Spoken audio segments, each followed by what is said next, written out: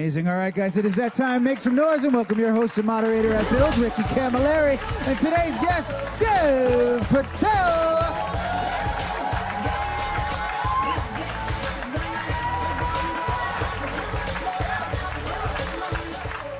Thanks, everybody. One more time for Dev Patel. Hello. Let's hear it.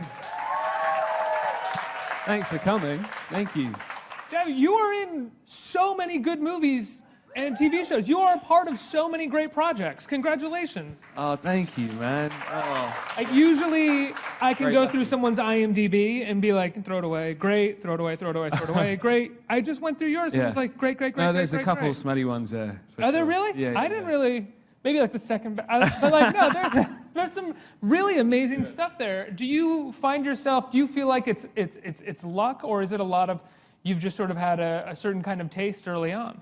I would say that a big portion of it is luck, but once you have an opportunity, I think hard work is the only thing that's going to keep you there, really. And I have been blessed. I've surrounded myself. My motto is just be around people that are better than you at what you do, because that's the way you're going to learn. So I've been lucky with these filmmakers and actors, and it's been cool so far. So how did that bring you to Lion? How did Lion come to you? It's this incredible true story of this guy, Saru, who, as we saw in the trailer just now, sort of goes back to find his parents or his mother in India after being separated from her after more than 20 years. How did this story come to you? Well, I'd read a news article about it really early on, and then I heard whispers of them turning it into a film in the industry, and I called up my agents. I was like, I've got to be a part of this journey. I was so enthralled by it, and I pestered them. I got in the room with the writer and the director. I knocked on his door, and they were in there with this whiteboard. They hadn't even begun writing the first act. They had all these Post-its on the wall. So this wasn't an audition or anything? No. And I'm like, hey, I'm Dev. And they're like, don't look at that. That's confidential right now. And they were like, look, we're really early on in this process, and you're going to have to audition. So I was like, okay, cool. And a couple months later, they came out with a script, and I was so enthralled by this journey. Being an Indian guy, journeys like this that are, soulful, are, full of pain and emotion, and it's based on a true story. They're really few and far between. So you've got to really fight for those ones. And well, there's very few sort of Western-made movies about India that take place in India at all. Yeah. So it's slim pickings. Great ones. Exactly. So I went in and I was doing this film with Jeremy Irons, and they called me and they're like, Garth wants to meet you, the director. And I'd been prepping this Indian accent, playing this period film about this Indian mathematician, and I was like, how am I going to get this Australian accent ready in a week to meet him? So I'm online watching all these videos and watching Australian MasterChef and everything. And that's who the accent got based off of? And I went in and auditioned. It was 6 hours we were in this room together. Whoa. And it was brutal, but very, very nourishing. Yeah. What did the 6-hour audition consist of? Well, first, like Garth, the director, he's just a really spiritually grounded kind of human being.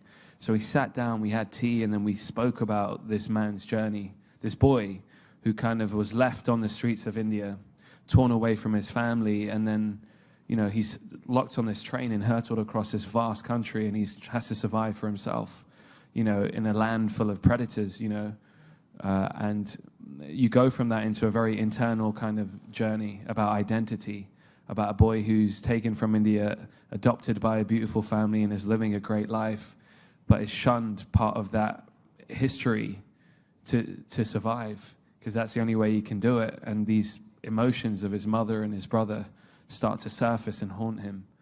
And so we looked at these pictures of the family, and I was looking at them, and then we went in and did every scene. And by the end of it, after 5.5 hours, he's like, before you go, I just want you to do one thing. You don't have to do it. And I was like, okay, I'm going to have to do this, obviously. It's like a casting couch? Yeah. And he was like, I want you to roar. And I was like, roar? And he's like, yeah, I just want you to scream. I want you to let go of all this pain that the character's been holding, and I want you to just lose it. And it was his process of seeing if I was willing to go there and fully expose myself. And, I've just met Garth, and I was like, okay. And he goes, I'm going to put on some music. And he goes to the laptop and plays this song. And it was a song that I was listening to on the way to the audition. What's that? It's actually from this film Waltz with Bashir, and it's a piece of the score by Max Richter, and he played that exact same piece, and it was like this kind of serendipitous moment. Wow. And the tears just came, and I was screaming like a madman in the room. And yeah, he's like, "Okay, thank you. We'll be in touch." I'm like, "Okay, thanks, man." And I left. And Well, let's continue talking about Lion, but first, let's talk about the life of an actor, because that is, what was that like to have to do that? And I can't imagine, obviously that's an abnormal thing, or not something that happens all the time to have to do an audition, but that is an incredibly vulnerable place to put yourself in with a stranger for the purpose of getting this role. What does that feel like? I mean, I was lucky in this case, because a lot of the time you feel objectified by directors. They're there judging you, and you feel like you're really put on a chopping block. But with Garth, he's different, because he gives a piece of himself to you. He'll talk about his past, his family, and you really feel like he's in the trenches. I had a similar kind of reaction to Danny Boyle when I did Slumdog. When he's explaining a scene to you, his hands are shaking and his hair's standing up, and you start to see his eyes well up. And you're just like, God, if I can't do it for myself, I'm going to do it for you, because you're giving me so much energy. And that's what it was like. But, auditions are just part and parcel of what we do. And the good ones. Easy to get past any kind of self-consciousness that would have... I know, I hate it. I'm terrible at auditioning.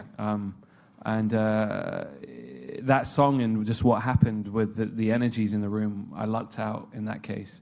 But they're very awkward, because you're having to open up your soul and go somewhere very intimate, and all the good ones you have to fight for. So, to expose that and find the truth in such a clinical environment is very difficult. So you signed on to do this movie. Did you go meet Saru? Yeah. So well, actually, the last scene in the film, which I won't give away if anyone hasn't seen it, is the first thing I shot. So that was very difficult, and I hadn't met the family because that was in India. And when we went to Australia to shoot that portion, that's when we were filming 5 minutes away from where the family lived. So me and Saru had breakfast, and I'd been prepping for this role for 8 months. I had to grow my hair and go to the gym and change my voice and all that. And we just instantly connected. I felt like I'd known this guy for a long time, and it was baffling, because everything from the eggs I'd ordered to the T-shirt I was wearing to the music we listened to on the car, he remembers. He's got this incredible photographic memory. We just spoke about this concept of astral travel, not to get too hippie with you guys, but I was like, how did you remember as a 6, 7-year-old child these parts of your past so viscerally? He wasn't educated, so he couldn't speak the local dialect, and he didn't know his mother's name. He used to just call her Ami, which is mum. And it's a testament to the love, really, that his mother gave him, but he could remember everything, the dam that he bathed in with his brother, the forest he used to play in, all these, the water tower at the train station he got lost at. And he goes, every night when I first moved to Australia, I would go to bed in this new bedroom, with a poster on the wall, and my mother had put a poster of the world on the wall, world map. And I'd look at it, and she goes, "That's India, that's where you're from." And he would go to sleep, and he felt like his heart started to race really fast. And he would feel himself elevating out of his body, floating over the globe, hovering over India, then materializing next to his family in India. And he would whisper to his mother, "I'm okay, I'm here, I'm with you." And he said, I would wake up in the morning, strangely just sweating and exhausted every night, being a small child to a grown-up. And he goes, "That was me astral traveling. I felt like I was there with her." And then this app came out, Google Earth, which paralleled that. He zoomed above the globe, hovered above India, and then went into the pixels, the minutiae. And I was just really fascinated by that. That's unbelievable. Did they try to incorporate that idea of the astral plane, or his emotional astral plane, into the film at all before the Google Earth? Because it's one of those things that when someone tells you that story, I can see a filmmaker being like, "We got to get that in there," and then getting them like, "I don't know how this actually could sort of work into a story, how it could." Yeah, there is an element of it in the film when he talks about going to visit her every night, and kind of word for word, but there's some wonderful scenes where he remembers sort of exactly, the rocks exactly. Yeah. So yeah, there is a bit of that. Did you feel like you had a connection with him in any way? You said when you first sat down with him, you felt kind of instantly connected with him. Do you think it was because of all the work that you had done and sort of trying to figure out who he was and reading the book, or was there a connection to you as sort of two sort of young Indian men that also did not grow up in India but may have had a connection to it emotionally? Well, the first thing he looked at me and he said, well, you got to go to the gym a bit more because you're not big enough. And I was like, damn. But we did. I mean, a lot of the film is identity, and it's not about being ungrateful because he lives an amazing existence in Australia. But the idea is knowing where you came from, having a sort of stable grounding to your roots. That really helps you as a human being excel in life. And, you know, when I grew up in London, I told him, I was like, you know, I did everything to shun my Indianness, to not get bullied in school where I went. And it was only when I went to the city, Bombay, to film Slumdog that every preconceived notion and everything was dispelled, and I completely was enthralled by this place. You almost need I think everybody has that in regards to their identity, whether they're an expat or whether they're, you know, originally from somewhere else, which is at a certain point to sort of forge your own path, you shun things in your life, and then in order to sort of bring it back, you shun that other thing, and then eventually you can merge the two. And I think, you know, what the film does great is that it talks about how our uniqueness, our individual histories is what actually shouldn't separate us but bring us together. It's the uniqueness of everyone that is what is beautiful. And, you know, once he started to embrace that, that's when he could really stop fighting against his past and embrace it, that he could, you know, try and find home. I think that's one thing that you do really well in your performance, which is that period of time where he has to sort of shun the great life that he's had so he can dive into where he's from, and then sort of having to bring the two together, and the internal conflict that he's having throughout the majority of the piece of the film that you're in. Yeah, there's moments when I'm staring at this blank laptop and you're looking, and it's even more amazing because back in 2008, when the app just came out, it's just blurry pixels. And this guy can gather so much information. That's the bougainvillea that I used to play by, that bush. That's that. And to you or I, it wouldn't mean anything. And the refresh rates, he goes, his modem wasn't fast enough. So to zoom in, it would take 10 minutes for it to refresh before he got a little bit closer. So the level of determination required to do that. And it's quite beautiful because it's how you can use technology, and it transcends something that is logistical into something emotional, you know, in a big way. I'm sitting in front of this laptop trawling through history. So to try and build that, the director did great things. Like he had me in India playing with Sonny, the little boy you see in the film, who's incredible, and the woman who plays a mother. And we would play in the forest in the leaves, and he would record the sound of these leaves. So when we're shooting in cold Tasmania, he would play that sound. And all of a sudden, I was transported to this place of nostalgia, you know, to a real memory that I'd had. And it makes it truthful. It makes it honest, the performance. What was it like shooting some of those scenes where you are, I mean, specifically where your Saru is figuring everything out and it's all in front of the computer? You know, it's a series of shots of the screen, of a finger clicking and typing, and you crying. What was the process like in shooting that? Well, so we had that. There was one moment where I felt this perfect synergy, this trifecta between me, our director Garth, and our cinematographer Greg, because the camera was this close, a big camera right there by my face, and it was slowly inching in, and I'm at this laptop on this little couch, and you know, I'm hovering over Russia. There's no point even trying to find the right place because I'm so bad with actual computers. And Garth sitting beside me, just out of frame with the monitor, looking at my face, and he's talking me through this journey, and he's like, okay, now, you know, you can smell her, and I'm going through. And all of a sudden, for a moment, again, I'm sounding very hippie, I'm really sorry, but as everything went away, and I was just there, like, almost hypnotized, and going on this journey with this director. And again, he'd put on the music that I like, because I like getting into that emotion. And it was Max Richter, this song I'd auditioned. Well, it's interesting that you say hippie, and I think that to believe in this story, which is, I mean, believe in it, it's absolutely real, but the sort of faith that goes into something like this taking place, and the sort of belief in a kind of miracle that you have to have. It is a miracle what happened. It is. You have to be kind of hippie-ish. It's cool. It completely, there's a destiny to it. And when I went to India and I met Saru's mother, the Indian mother, I don't speak Hindi, and I was there with Priyanka, who plays her in the film, and she traveled down from another part of India to meet us, and we just sat there and we all held hands and cried, and it was, that moment, me and my co-star looked at each other and were like, all right, we got to do this, like this scene coming up, we've really got to dig deeper than we ever had, it's got to come from the gut, and it's special because, we're portraying people that are living, they're continuing to evolve, these relationships are delicate, and there's a sacredness that goes into that. How has Saru responded to the film?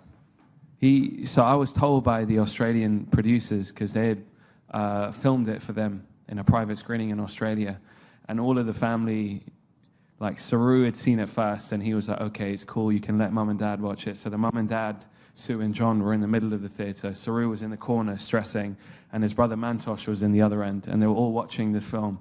And when the lights went up and they looked through the projection box, the director and the producer, they were all together holding hands. And they were there for half an hour, just like this. And the director had to slowly enter the room and talk to them. And it really is an anthem of love and unification and family. So, to see their story personified like that, I think it must have been really, really emotional. Is it difficult for you as an actor to take on a project that has so much basis in reality and so much, and it's kind of such a fragile story in regards to the people that you're portraying? Yeah, I told him, I was like, look, I don't look like you, but I will kill myself. I'll break my back to make sure that I do justice to your journey, and I'll catch. He was really mad that you were a bodybuilder? No, but to capture someone's essence is what's important. Mimicry is boring. You don't want to go and watch that. The honesty and the truth is what you want to find. And they were just so open with us, so it was great. And it gives you, as an actor, sometimes you wake up and you're exhausted. You've been flying somewhere to do press. You've come in, now you've got to wake up at 4 a.m. and something's gone wrong. You don't like the way it's set up, and it can bring you out of the moment for a second. And when you're playing someone real, it gives you that extra strength, when you're like, okay, if I can't do it for myself, I'm gonna, there's some wind beneath, your wings other than just your own driving force, if that makes sense. There's also the thing when you're an actor, when you're in that position where, like you said, you flew in, it's 4 o'clock in the morning, you're tired, you have to do this, it's suddenly set up not the way that you imagined it or not the way that you wanted it. There's literally nothing that you can do as But what's also important to say is what you feel is a sacredness to what you're doing. Like those steps I walked were sacred to me because they'd been walked before. There's a scene with Nicole Kidman, my first scene with her, and I was so nervous because this is Nicole Kidman and I'm just this goofy dude from London, Rayners Lane, and I'm sitting there and she's quiet. And, she's not talking. She's looking out on this chair, looking out at the sea. And I was like, okay, she's in it already. And the director walked in, Garth, he said, okay, we're going to do it. Sit down, do it. And we started. The scene where the first scene you shot, is this the scene where she's sitting in the chair and you come in? Yeah, sitting in the chair. And I'm telling down? her, I'm sorry you couldn't have your own children, basically, because, we come with baggage. We weren't blank pages. You're not just adopting us, but you're adopting our pasts as well. And that's a lot. And then she goes on, and these words Saru and his mother did speak, word for word. So we felt the power of these words because I knew that there was a real mother and son facing a turmoil and a crisis where the family was fraying, and they said these words to each other. So, Is this the first time you had met Nicole? No, we'd done a whole bunch of rehearsals. Oh, okay. Yeah. But this was the first scene we shot, yeah. Let's turn it over to the audience for questions. Who was right here? Hi, Dave. I've been a fan of yours for a while, and I was just wondering if, in terms of diversity in Hollywood, if you feel like there's been enough progress in casting people of color as leads and also doing a breakthrough film like this. Is there anything more that you would want to be able to do in your career to try and improve the state of the media for people of color and for Asian Americans like yourself? Wow, heavy question. Oh, man. I'm going to put my mic down, let him take the out. stage for a little bit. Man. Okay. No, look, came into this, as a idealistic dreamer, right? And we spoke earlier that I'm a product of a lot of luck, but now I'm at a stage in my career where I can navigate this ship a bit more. And it's been difficult, after Slumdog, I talk about it. Your first film, it goes on to win 8 Oscars, and you look out and there's nothing to really substantially follow it. And I was just a 17-year-old, 18-year-old guy, like, damn, I think I'm starting to know how to act. I want to cut my teeth on something, but there was nothing there. And it's been a struggle, and I look at the African-American struggle in cinema, and you look at all those amazing icons from Sidney Poitier to Denzel to Samuel to Will Smith to Cuba Gooding. And, for a British Indian guy or an Indian guy or an Asian, there's the varied storytelling is slow. I felt Slumdog opened a lot of doors, but I don't go into choosing movies because I'm going to be changing the lives of millions of actors. I go in because I respond to the character, and I just want to do that justice. And then then the whole question of diversity comes in later, and it's difficult. It's a smaller pond that we're fishing in. But I feel it changing, and I feel it's important to recognize that, and not, when there's awards and all this conversation, that's when the diversity topic comes up a lot. But that's not the point. It's not about awards. It's actually about the storytelling. So, it's about getting those stories out and making sure that the people that are telling them are diverse voices are making movies. It's not about who's winning awards. That can come later, That makes sense. Next question. Hey, Dev, thanks for being here. Hey. I know you mentioned that you worked with Nicole Kidman on the movie, but I also want to mention the other film, The Man Who Knew Infinity, when you worked with Jeremy Irons. I was wondering, what was it like working with him and Nicole Kidman? Oh, they're both. I mean, Jeremy Irons is a titan. He's won an Oscar, an Emmy, everything. Tony's conquered everything. And that film was really precious to me because it was about this Indian mathematician, and the director spent 10 years trying to get it off the ground. You've got an Indian guy, old English professor, no real action or romance. It's a tough sell. So to get that off the ground was a real win. And when Jeremy came on, because I'd helped work on the script with the writer, it was amazing. And it's a story about friendship, and Jeremy's just, he's so aware of filmmaking as a whole. I come in and I was nervous about my accent, about the way I looked, and he comes in and he's like, is it, what season are we in? Okay, I think we should frost the windows. Yeah, get costume in to put some jackets and put the fire on there. And he's looking at it as a picture as a whole. Let's get some smudges on the chalkboard so it looks like we've been working for 3 hours. And that was really amazing. I mean, he's an amazing technician like Nicole. They're technically just amazing, but and also they're curious. That's what I've learned. They remain curious, constantly asking questions. I think we have time for one more question right here. Hi, Deb. Hello. I just want to. I've seen the movie, and it's a three-hanky job, which they don't understand here. And I've lived in India, so I was so drawn by it. I know you said you just now you don't speak Hindi. Does Bollywood call you? Does that call to you at all? Once in a while, I'll get a couple of offers here or there, but I don't look down upon it. I think it's great. They're churning out more films than Hollywood is, but for me personally, I think I want to represent something different in my career. I'm a guy that grew up in London watching Bruce Lee and Jim Carrey.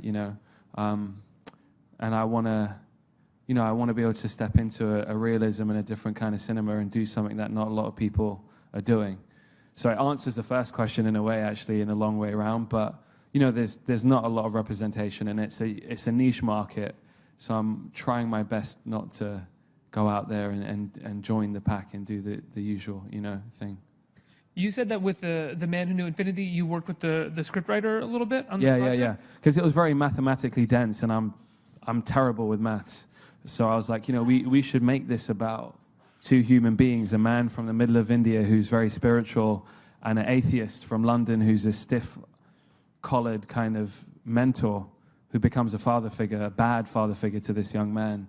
And it's about them trying to understand each other's ideologies and art. And it's cool, yeah. Well, I guess since you found these projects post Slumdog where you could kind of cut your teeth, like The Newsroom, which I would imagine as an actor is like a real sort of teeth cutting experience. It's just like, it seems like really challenging work for an actor. Are you reaching a point where you kind of want to work with writers and develop your own projects from start to finish? 100%. I'm working on some now. It's really important, I think, you know, and it's amazing to start at the grassroots instead of coming in at the end and putting the finishing touches to a story. To be able to build it from the ground is the dream. Yeah. Well, Dev, you accomplished the dream with Lion. It's really amazing. Congratulations. Thanks. It's in theaters in New York and LA right now. When is it going to be across the country? I don't know.